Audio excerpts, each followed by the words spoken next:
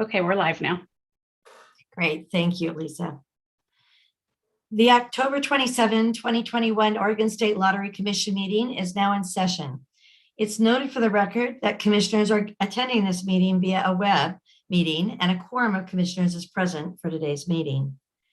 Today's meeting is being live streamed on the internet and a link is posted on the Oregon Lottery website. Will the clerk please call the roll? Commissioner Patel? Here. Commissioner Wilcox? Here. Chair Sathoff? Here. Will you also, Elisa, will you also let us know who else is in the meeting today? Yes, we have Janelle Simmons, Kathy Ortega, Chris Scaro, Lindsay Peterson, Marty Ramirez, Matt Shelby, Mike Wells, Nate Carter, Sar Richards, Shad Barnes, Ty Calandrello, and Tina Erickson. Great, thank you. I want to also give an extra welcome to Marty Ramirez, who's joining us today. Marty is appointed but an unconfirmed member of the commission, and I'm really glad you could join us so that you can see how great that this leadership team is at the lottery, how they manage these meetings so well for us. So thanks and welcome to the meeting, Marty. Thank you. Members of the public had the opportunity to provide written public comment to the commission for this meeting. Excuse me, I apologize. I confirmed with Elisa before the meeting that there were no public comments received. Elisa, for the record, would you confirm that? That is correct. We did not receive any public comment. Thank you. So with that, let's move to commissioner communications. Are there any communications from the other commissioners that they'd like to discuss at this time? The only thing I wanted to note is that, and I do know that that Director Pax, I sent an email to Director Pax thanking all of you, but I wanted to note that I thought that the lottery packages, the gift packages that you send out were so well put together and so well received, and I just wanted to thank you again. I think it's been an amazing year and a half for all of us, and I can't reiterate how many times I've thought the performance of this team has been outstanding. And I thought that the gift packets were a really nice way of saying thank you to everybody. And I'm glad that you sent them and glad that they were all received by you as well. If there are no other commissioner communications, we'll move to the director's report. Barry? Thank you, Madam Chair. I have a fairly short report this morning. I'll start with some lottery news. This month, the executive team rolled out criteria lottery will use this fiscal year to determine the size of our end of year bonus. As you may recall, a few years ago, lottery revamped our classification and compensation systems to align more with market trends while living within our budget realities. An annual bonus was part of the compensation.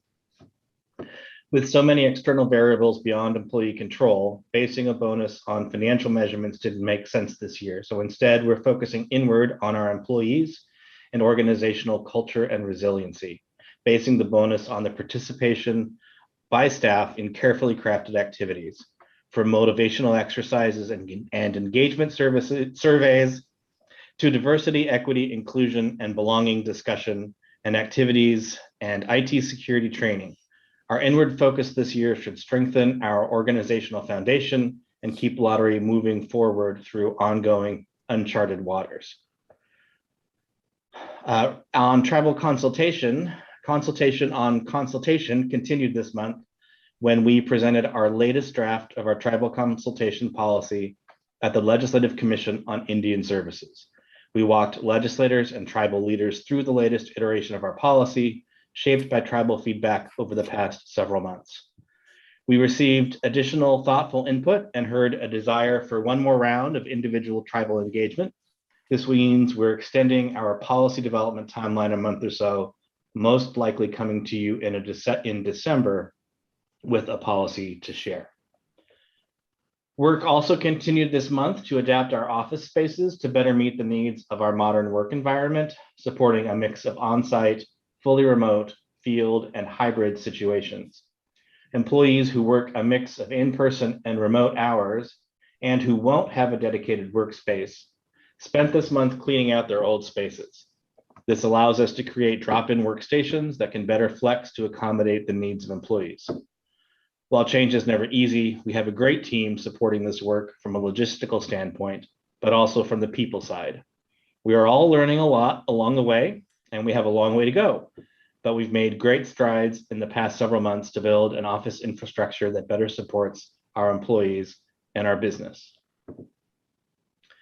Normally, I'll report some on sales, but staff have a detailed product sales report later in the agenda, so I'll table my update for this month. And moving to winners, winners were shy this month, so we don't have any fun stories to share. That said, if you've been to a big box store lately, you know we're already in the holiday season, and that rings true for lottery, as this month we've seen winners from our holiday scratch-its, with 2 top prizes already claimed.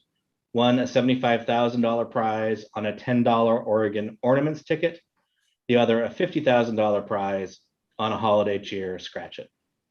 And Madam Chair, that concludes my report for this month. All right, thanks, Barry. Any questions or comments for the director?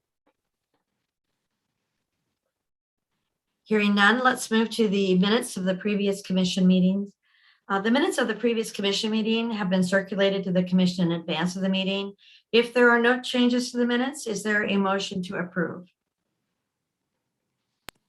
I move that the minutes of the Oregon State Lottery Commission meeting held on September 24th, 2021 be approved as final as presented today. Thank you. Do I have a second? Second. Will the clerk call the roll? Commissioner Patel? Aye.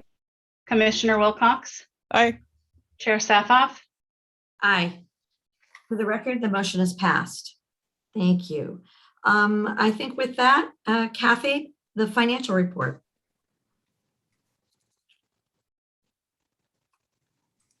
Yes, good afternoon, Chair Southoff. I can press the mute button there for a minute. Chair Southoff, Commissioners, Director Pack, for the record, my name is Kathy Ortega, Chief Financial Officer for the Oregon Lottery. And I'm going to go over 2 things with you today. The first of which is the operating statement for the year-to-date ended September 30th. And then I will give you an update on the first quarter budget review that we went through this quarter after I've received authorization or approval for the financial statement. So if you would turn to the financial statement for the month of September, we have actual of 118.4 on a budget of 115.5, or almost $3 million favorable to budget. We did have a negative commission variance for the month. And as I have spoken to you about in the past, that will resolve itself by the end of the year. It's a function of retailers falling through tiers and how we were able to predict that. We had a small timing difference in research and a net profit of 76.6 million on a budget of 75.5 million, or about 1.5, 1.6, or 1.2 million favorable to budget. For the, yes. On the modernization investment spending, it looks like we obviously didn't spend what we budgeted. Is that just timing, or did we hold off for a particular reason? We didn't hold off. I wouldn't characterize it that way, and Director Pat can jump in here wherever he feels appropriate, but we are running behind. We are experiencing some resource issues in terms of availability of time for people to continue to make significant progress on this. Nothing's been canceled, nothing's been changed. We're just having a bit of a struggle with competing demands with the staff to make progress on the projects. Yeah, and Barry, I do think you've mentioned before that there's been some difficult for everybody to get everything done and do this too. So I just wanted to check. Yeah, Yep. and we are forecasting expenditure across the fiscal year as the projects develop, and we'll have a better update for you at the mid-year budget. Great. Thank you. Yes, so moving on, for the quarter ended September 30th, we have net revenue of 364.2 million on a budget of 357.9, 6.3 million favorable. Same issue with commissions, and I am going to address that when I talk to you about the first quarter budget review. But you can see that research, we are not overspent for the quarter, where it was just the 1 month issue. And net profit of 232.8 on a budget of 229.6, or 3.2 million favorable on a year-to-date basis. We have some line items here for you today as components of the total services and supplies budget that had some negative variances. The intergovernmental charges will reverse itself. That's because, as you've heard me say in the past, audit expenses are front-loaded in the first quarter of the year, whereas the budget is spread out over the whole year. And in other services and supplies, we had just some slight variance and timing difference there.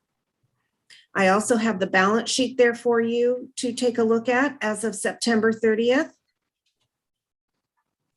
And I also have the cap, as I do at the end of every quarter, I present the capital outlay for the quarter. We, on an original budget of 33.7, spent 11.3 million and have $22.4 million remaining. The significant portion of the 11 million that we did spend was relative to VLTs, some purchases that we made. And so that's what I have for you today. I'd be happy to entertain any questions. Questions or comments from the commission?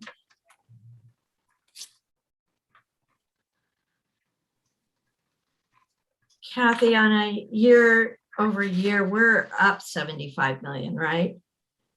The change between 20 and 21. I'm sorry, Chair Southup, which schedule? I'm at the, I apologize. I'm at the year to date operating statement. Yes, I see where you Okay. number. Yeah. Yep, that's what it looks like. Mhm.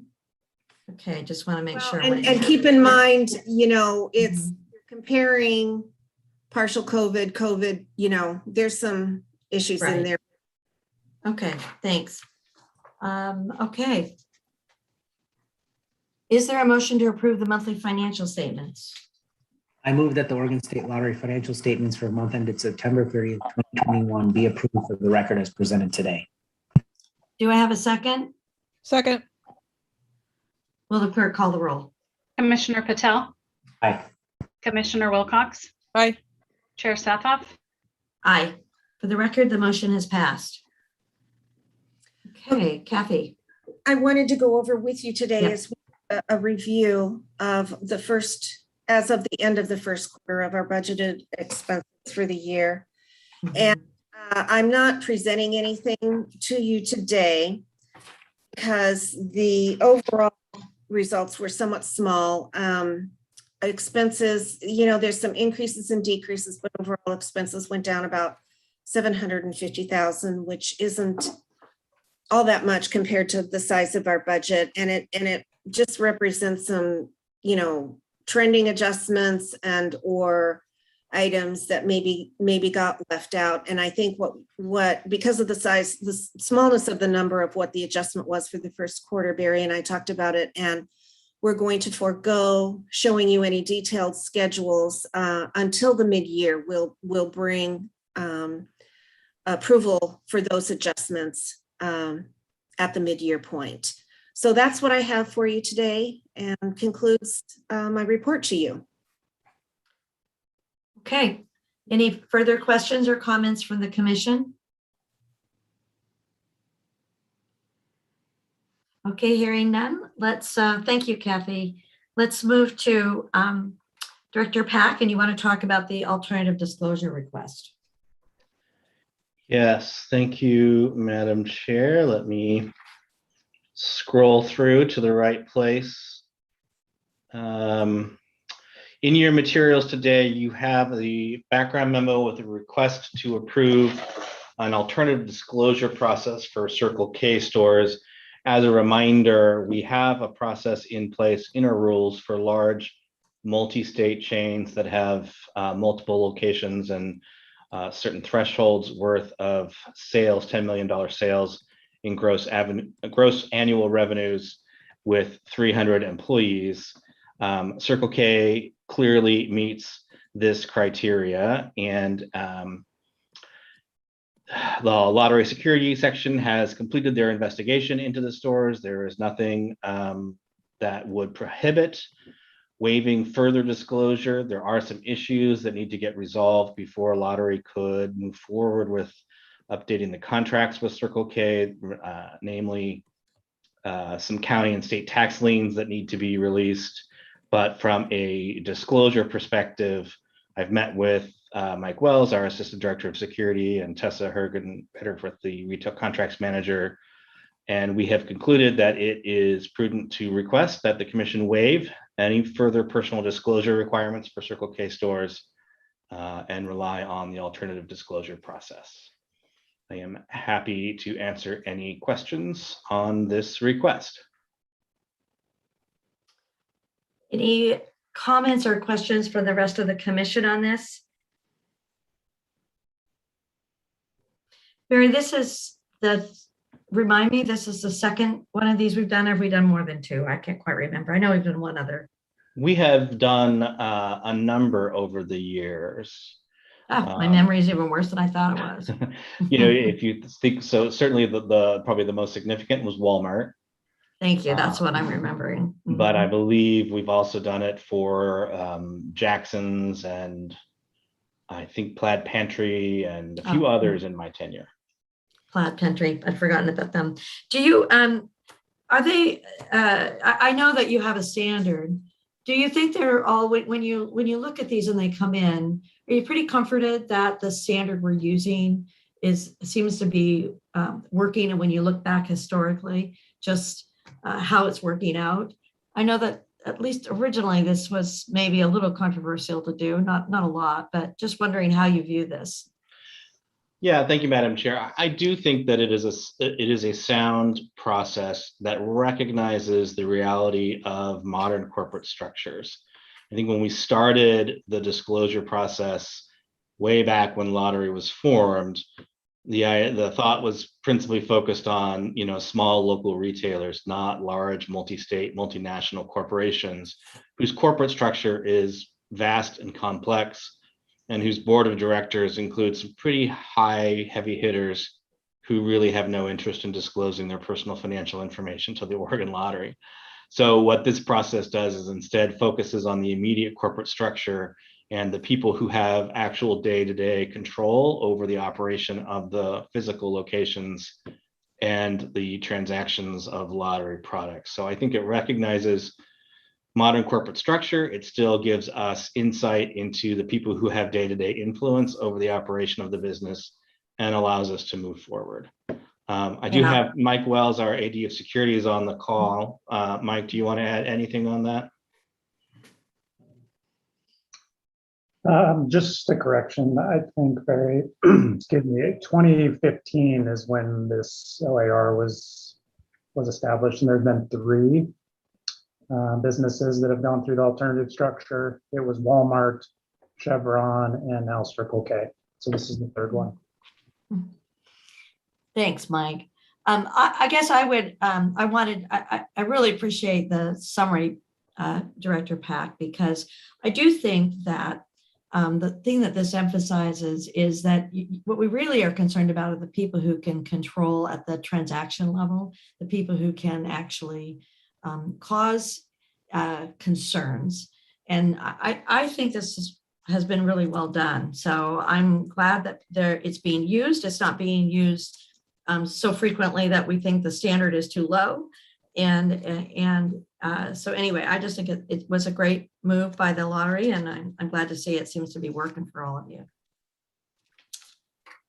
With that, is there a motion to approve the alternative disclosure process? I move that the Oregon State Lottery Commission approve the alternative disclosure process, waiving the personal disclosure requirements for Circle K Stores Incorporated as presented today. Do I have a second? Second. Will the clerk call the roll? Commissioner Patel? Aye. Commissioner Wilcox? Aye. Chair Sathoff? Aye.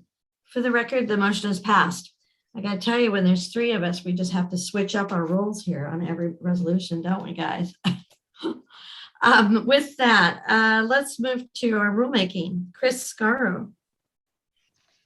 Thank you, Chair Sathoff, Commissioners, Director Pack. For the record, my name is Chris Scarrow, Rules and Policy Analyst for Lottery, and I have two hopefully quick rulemaking items for you today. So first up, you'll recall that we had adopted an administrative rule back at the beginning of the public health emergency back in May of 2020 that explained that lottery would ensure that video lottery terminals were operated in compliance with any public health protocols issued by the Oregon Health Authority relating specifically to the safe operation of VLTs during the public health emergency. This rule was useful. However, as you know, those protocols that are referenced in the rule were lifted on June 30th of this year. So to avoid any confusion, we did suspend our rule to align with the lifting of those protocols. However, that was temporary. So today we would ask the Commission to approve repealing the rule, as there are not currently any public health protocols in effect that apply specifically to our VLTs. So for the record, we have completed our public rulemaking process for this one. We notified the Secretary of State on August 27th. We notified interested parties, media, and legislative contacts, and provided 4 weeks for the public to comment in writing. And we also held a public rulemaking hearing. All that said, we did not receive any comment for you to consider today. The final rulemaking report and draft permanent administrative order are provided for you and our audience in today's meeting materials. Director Pack has reviewed these materials and does recommend the Commission repeal the rule effective November 1. So happy to take any questions on this one. Otherwise, you should have a motion in your materials. Questions or comments from the Commission?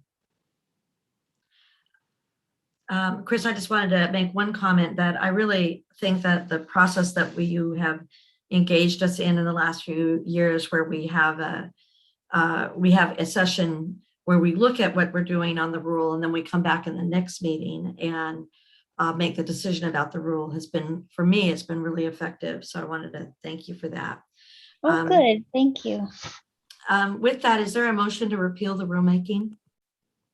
I move that OAR 177-040-0049T and OAR 177-040-0049 be repealed as presented in the meeting materials today, to be effective November 1st, 2021. Do I have a second? Second. Will the clerk call the roll? Commissioner Patel? Aye.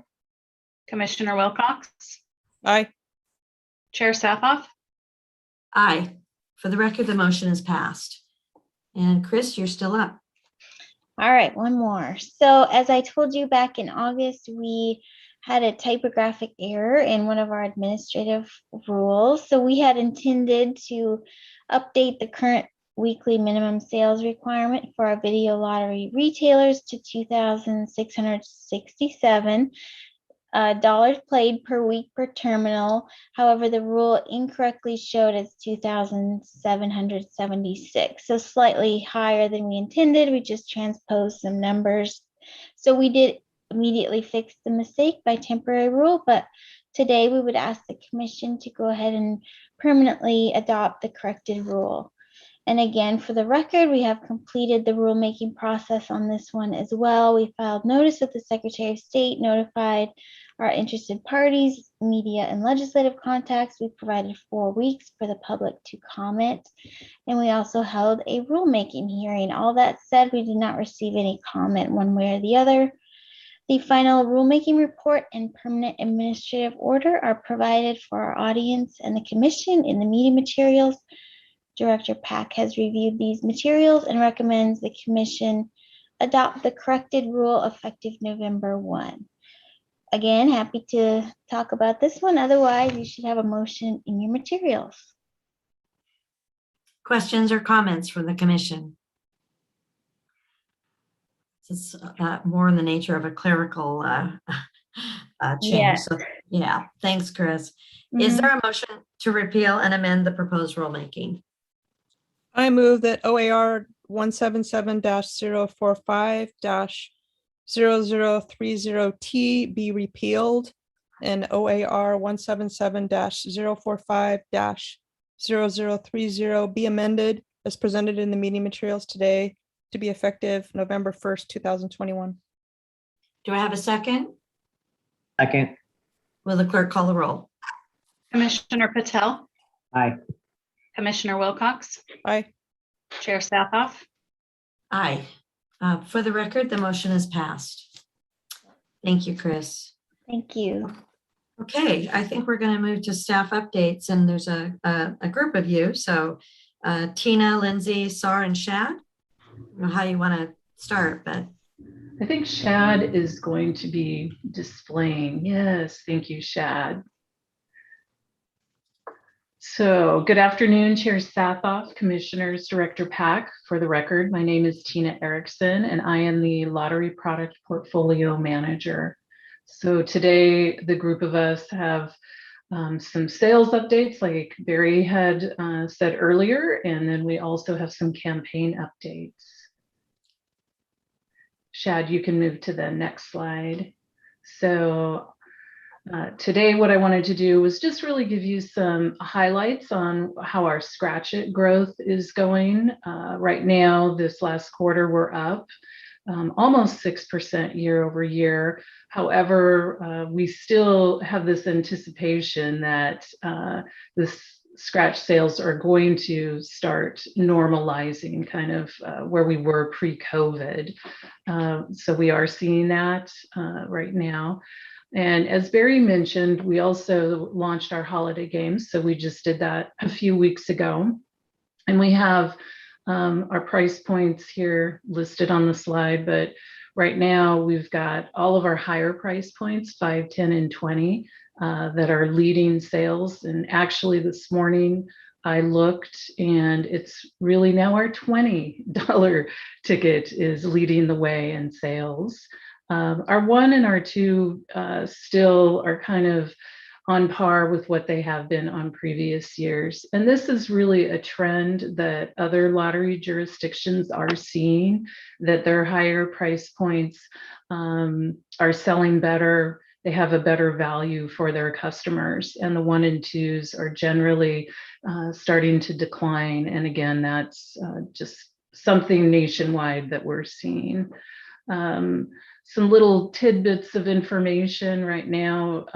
After 3 weeks of sales, we actually have almost 96% of our retailers that are actively selling the holiday games. And that's really a big thank you to our field teams, because they have gone out to just really make sure that our retailers activate those games. And we, as Barry mentioned, we're already seeing prizes being claimed. Any questions on Scratch It performance? not for me. Keno, it's, it's just kind of maintaining, no, nothing really outstanding to share here, other than we did have a pretty high jackpot amount.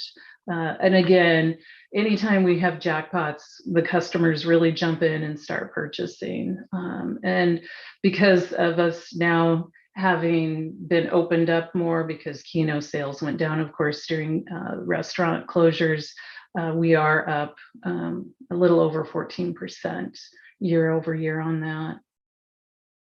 Any questions? All right.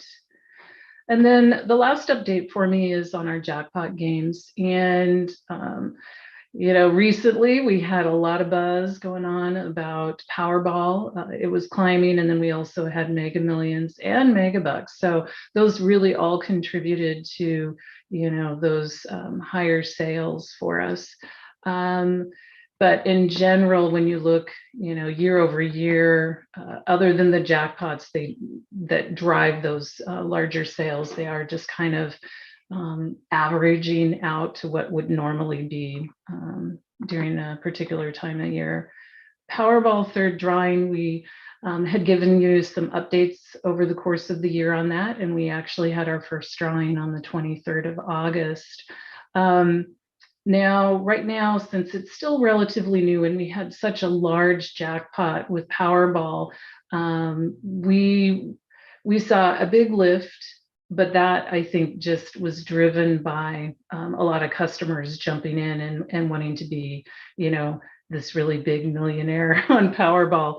So we're still taking kind of a wait and see approach to see how this third drawing is going in the long haul. Right now, as you can see on my note, we do see a shift from our customers, purchasing habits, and that's what we're just seeing recently. It seems like more people are purchasing on our Sunday Monday timeframe versus what it had been previously. Any questions on jackpot games?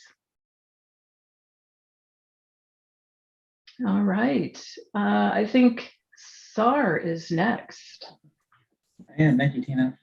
Director Pack, Chair Sathoff, Commissioners, good afternoon. For the record, my name is SAR Richards. I am the manager of video gaming products here at the lottery. It's my pleasure to provide you the update for video lottery in the last quarter. We continue to have really strong performance that we saw at the end of the last fiscal. Compared to last year, we are at 43%, but we all know the impact that COVID had on us, but we're doing well now. In large part is because of the new terminals we have going into the field that Kathy Ortega spoke of earlier, the Crystal Dual and the Helix. We're replacing the older Prodigy terminals, and we're seeing the increase in revenue there. We're also seeing an increase in revenue due to our new games going out. Starting with the changes to the protocols, we were able to launch more games because the state was open back up again. So we launched, as you can see here, 4 games over the summer, and preparing to launch more games this fall just to take advantage of the higher interest in video lottery right now.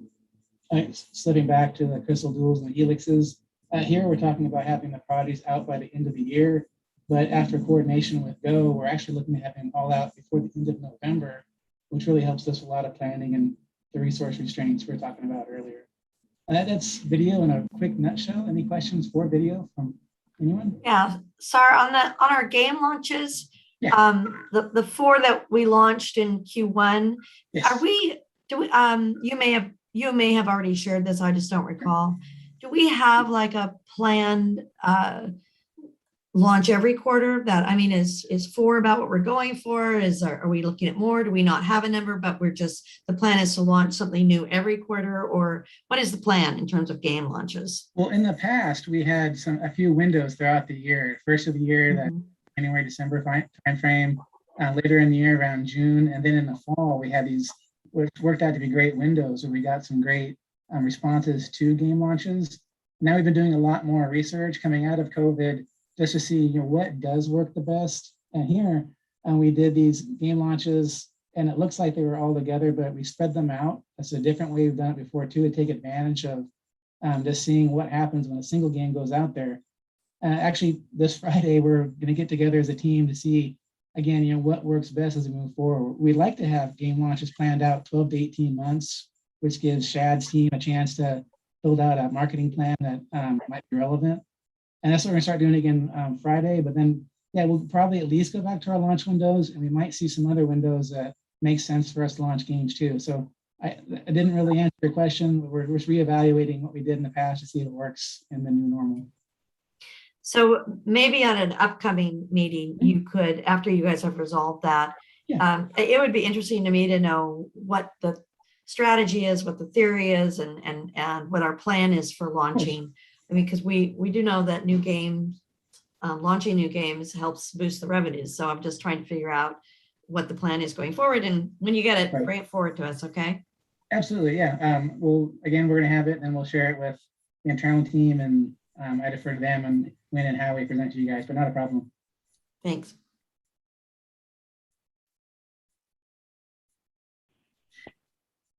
And next will be Lindsay. Thank you, Sar.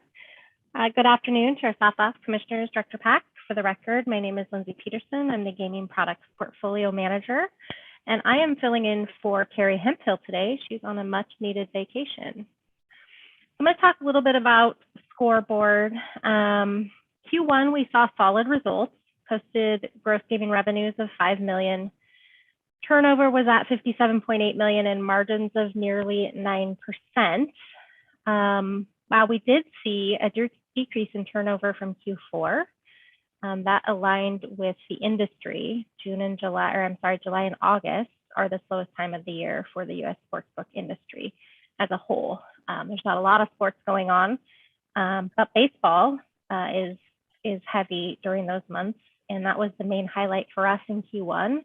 Baseball had a 45% increase in turnover from Q4 and carried almost a 7% margin.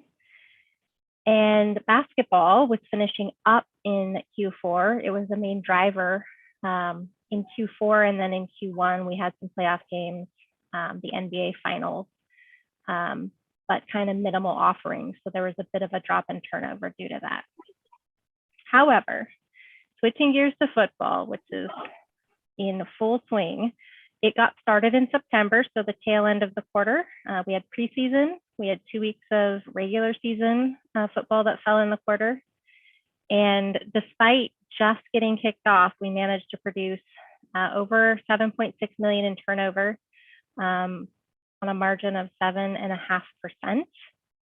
And we saw increases across the board on year-over-year numbers for football. We had the number of bets increased up 40%. We had an increase of 27% for our unique active players, and we were up 32% for turnover. So really good showing there. We attribute a lot of that growth to a larger customer base entering this season.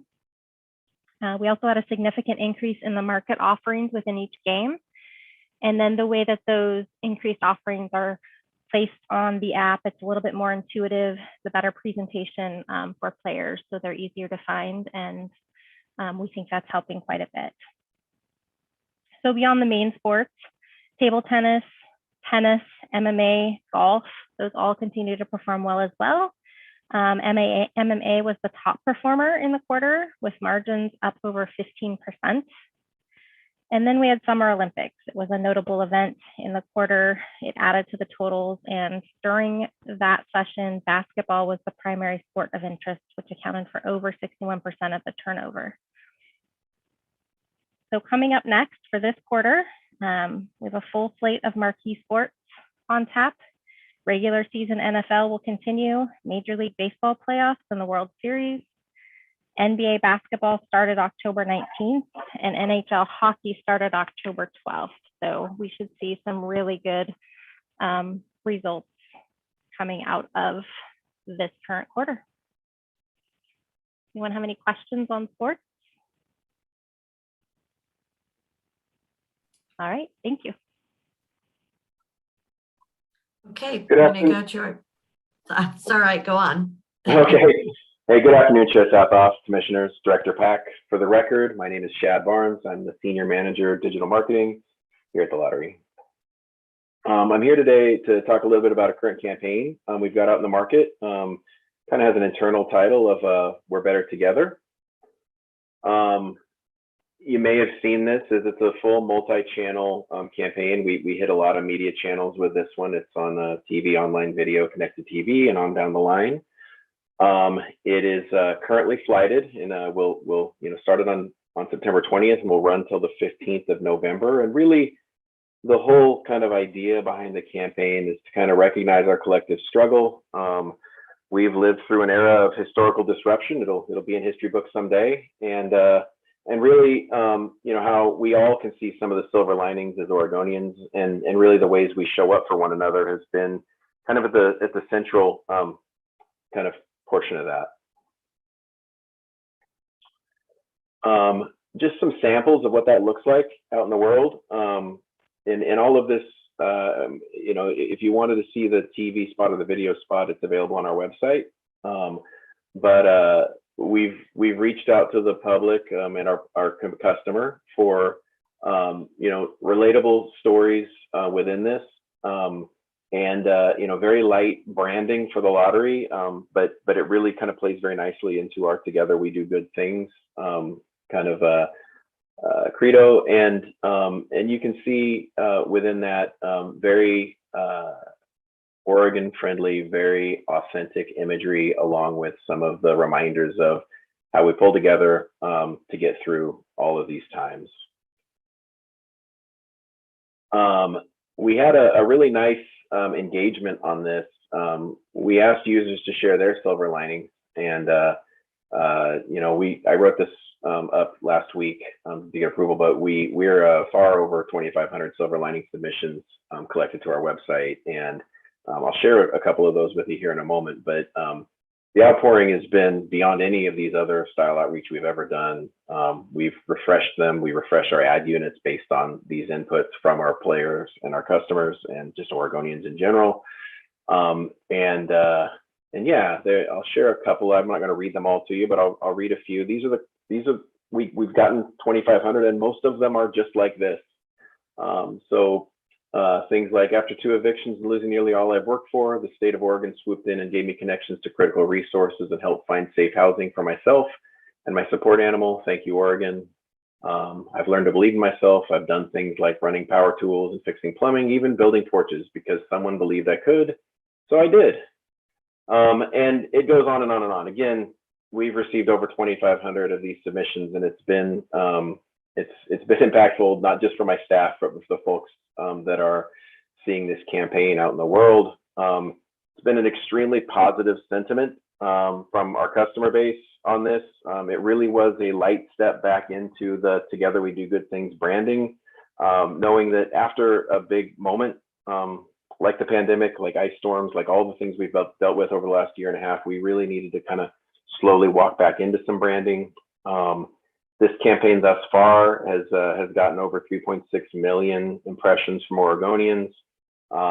It really ties together very nicely 3 of our main kind of channels, meaning customer experience, our retailer experience, as well as our employee experience internally. So wanted to take this opportunity to share with you some of the good work, and I feel like we did really very well with this campaign, and as I said, it's been very well received so far. Any questions? The only thing I don't have a question. It sounds like this program, has been kind of really a good thing. I mean, I've sort of fairly felt good about reading a lot of these, and I suspect that you're getting a lot of good feedback. Is that right, Chad? Yeah, as I said, the sentiment has been really positive. Social media ads are a thing that you're not always going to get 100% positive sentiment, no matter how you say it. But compared to most any other campaign, the feedback has been tremendously positive. Yeah. Do we ever thought that of this at this time? Kind of like your gift baskets. I think it was the right time, the right thing to do at the right time. This seems to have just hit a tone for everybody. So thanks. Yeah. And those baskets were really a thoughtful, coordinated along with this campaign. So it all, was intended to come together at the same time. Nice job.